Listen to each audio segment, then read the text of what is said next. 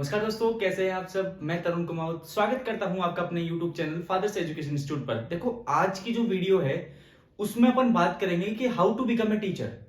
अपन एक टीचर कैसे बने। तो देखो, मतलब सबका सपना होता है कि यार ठीक है, अलग अलग फील्ड का सबका अपना होता है, लेकिन आज स्पेशलाइज अपन टीचर की बात करेंगे कि टीचर बनने के लिए क्या क्या क्वालिफिकेशन चाहिए, ठीक है, क्या क्या डिग्री चाहिए और कैसे कैसे अपन वो चीज अपन आगे कर सकते हैं। तो देखो, सिंपल सी बात है। सबसे पहले अपन वीडियो शुरू करने से पहले देखो, जिसको टीचर बनना है उसको पहले ही खुद सोचना पड़ेगा कि मैं कौन से सब्जेक्ट का टीचर बनना चाहता हूँ। ठीक है, या मैं बायोलॉजी पढ़ाना चाहता हूँ, साइंस पढ़ाना चाहता हूँ, मैथ्स पढ़ाना चाहता हूँ, फिजिक्स पढ़ाना चाहता हूँ, या फिर एसएसटी पढ़ाना चाहता हूँ, या फिर अदर कोई लैंग्वेज सब्जेक्ट का मैं टीचर बनना चाहता हूँ। तो उसके लिए मुझे कैसे कैसे काम करना पड़ेगा और कैसे मैं टीचर बनूंगा, क्या क्या क्वालिफिकेशन मुझे जरूरी लगेगी, उन क्वालिफिकेशन के लिए मुझे उतनी पढ़ाई करनी पड़ेगी। ठीक है, वो सारी बात मैं आज आप लोग को एकदम डिटेल में बताने वाला हूँ। अब बात करते हैं, जैसे मान लो मुझे अब मैथ्स का टीचर बनना है, ठीक है, 10th लेवल का बनना है। तो फिर मैं अगर देखो 10th लेवल का अगर मुझे टीचर बनना है तो मुझे क्या करना पड़ेगा। जैसे 10th के बाद तो ऑब्वियसली साइंस में तो लेनी पड़ेगी, और इसके बाद मुझे बैचलर्स करना पड़ेगा। बैचलर्स में क्या होगा भाई, साइंस बैकग्राउंड का हूं, मैथ्स का हूं, तो मुझे बीएससी करनी पड़ेगी। बीएससी करूंगा, बीएससी करके बैचलर्स करने के बाद अगर आपको टीचर बनना है, मतलब अपनी कॉलेज करने के बाद, अब बैचलर वाली कॉलेज करने के बाद अगर आप लोगों को टीचर बनना है तो फिर आपको बीएड करनी पड़ेगी।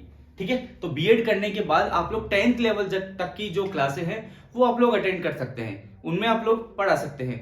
लेकिन अगर आपको, जैसे मान लो अगर किसी को एसएसटी पढ़ानी है तो फिर उसको 10th के बाद आर्ट्स लेना ही लेना पड़ेगा, तब उसे क्या करना पड़ेगा, बीए करना पड़ेगा, और फिर बीएड तो करनी पड़ेगी। क्योंकि बीएड एक ऐसी चीज है जहां पर आप लोगों को सिखाया जाता है कि आप वाकई में टीचिंग कैसे करवा सकते हैं, मतलब बच्चों को कैसे पढ़ाया जाता है, ये आप लोगों को बीएड में सिखाया जाता है। ठीक है, और अगर मान लो अकाउंटेंसी का कुछ करना है तो फिर आपको बीकॉम करनी पड़ेगी। ठीक है, अब बात करते हैं, जैसे मान लो अब कोई बोले मास्टर्स, मतलब 12th तक की मुझे अगर सब्जेक्ट पढ़ानी है तो मुझे क्या करना पड़ेगा, तो फिर अपने को मास्टर्स करना पड़ेगा।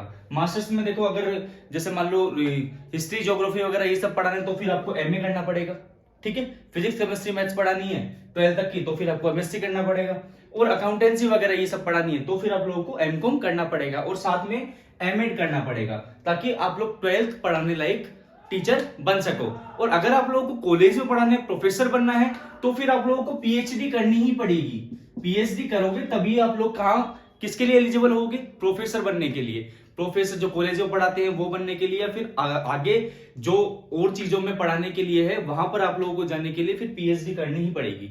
ठीक है, और देखो टीचर एक ऐसा प्रोफेशन है, एक पहली बात, सबसे पहली बात तो एक रेपुटेड प्रोफेशन है, जिसमें आप बच्चों को अपने, और मतलब उन बच्चों की जो क्या बोलते हैं, उनका जो टारगेट है, सबसे पहले तो आप उनको वो टारगेट दिखाते हैं।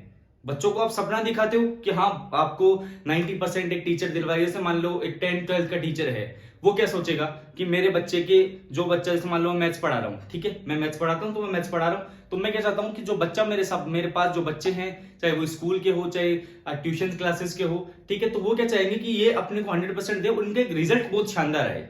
अपन अपना 100% बच्चों को दें, ज्ञान दें, उन्हें समझाएं, उन्हें कोई भी मतलब गलत एक्टिविटी में पढ़ने नहीं देना चाहिए। ये रेपुटेड टीचर की बात बता रहा हूं मैं, जो उनको फालतू काम करने से रोके और उनका एक जो टारगेट है वो चूज करवाए सबसे पहले तो, और उसके बाद उस टारगेट को अचीव करवाने के लिए उनके साथ मेहनत करें। ठीक है, तो इस तरीके से आप लोग एक अच्छा टीचर बन सकते हो। तो टीचर बनने के जो क्राइटेरिया थे, जो एलिजिबिलिटी थी, वो सारी मैंने आप लोगों को बता दी। ठीक है, तो नेक्स्ट वीडियो में फिर किसी टॉपिक को लेकर बात करूंगा और उसके बारे में आप लोगों को डिटेल से बताऊंगा। तब तक के लिए थैंक यू।